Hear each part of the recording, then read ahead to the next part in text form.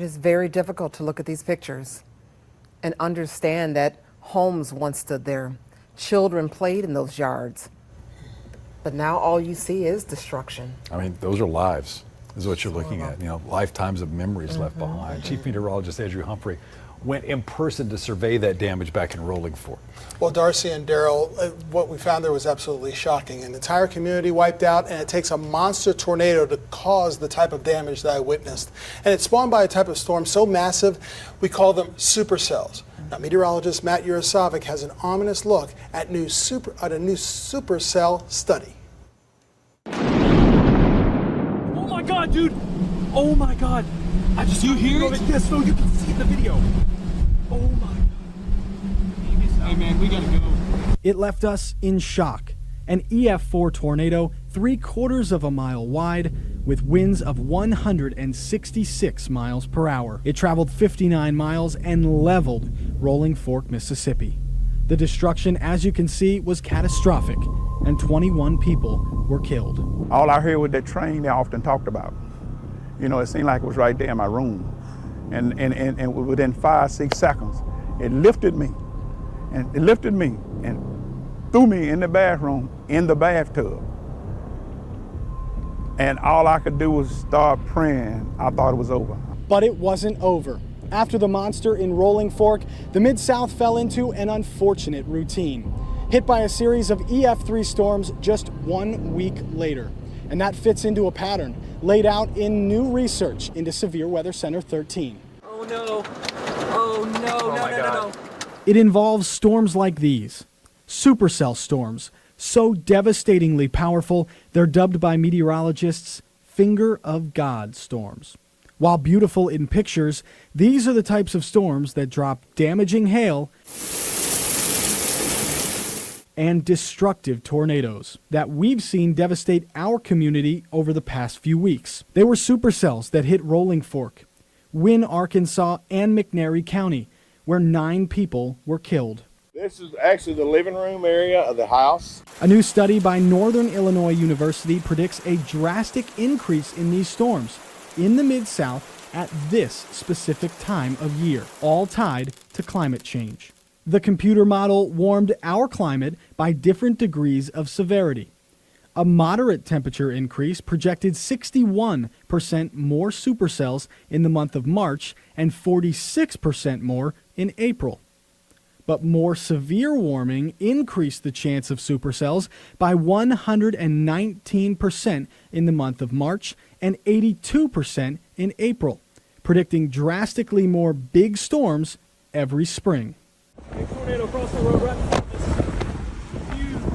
Even more concerning, the study projects supercell activity peaking 2 hours later, from 4 to 7 p.m. to 6 to 9 p.m. I want to take you back to the night of March 31st to show you why that's so dangerous. This was me, live in our traffic tracker nearby Halia, on at 8:30 at night. So we've got a lot of lightning up ahead, Andrew, and basically what we're looking at, in some of this lightning, you may or may not be able to see it, we've got an extremely large wall cloud still right in front of us, and we're continuing to watch 1, possibly 2 circulations here. The darkness, particularly on a stormy night, makes tornadoes almost impossible to see. And when people are sleeping, they may not be aware of the storm until it's too late. And this study really centers right here on the Mid-South. Now, a series of investigations here in Severe Weather Center 13 explain why. And the first thing is a mega drought out in the Southwest over the last 20 years. You couple that with warmer waters in the Gulf of Mexico, and that allows more moisture to come up from the south into the Mississippi and Tennessee River valleys, bringing Tornado Alley, or rather shifting it right here into the Mid-South, as you can see right there.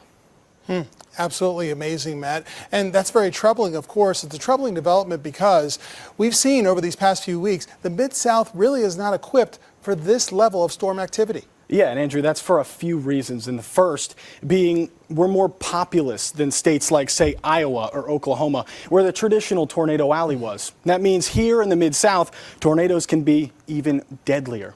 And then you also have the issues of areas that are dealing with poverty. And you're also talking about folks with difficult housing situations, housing that makes them more vulnerable to storms. Yeah, that's exactly right. And Mississippi, for example, has the highest poverty rate in the country, and 15% of houses there are actually mobile homes. And you saw it down in Rolling Fork. I saw it when we were in Wynne, Arkansas just a week ago, and that is not a great place to be in the event of a tornado.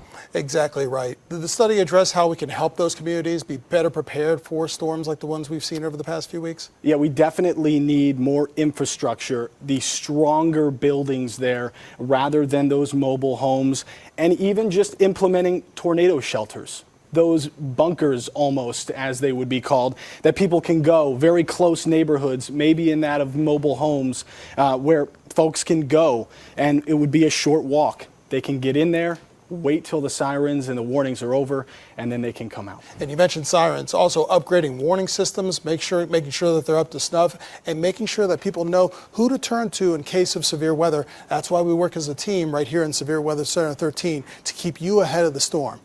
Meteorologist Matt Urasovic, that's a special investigation with Severe Weather.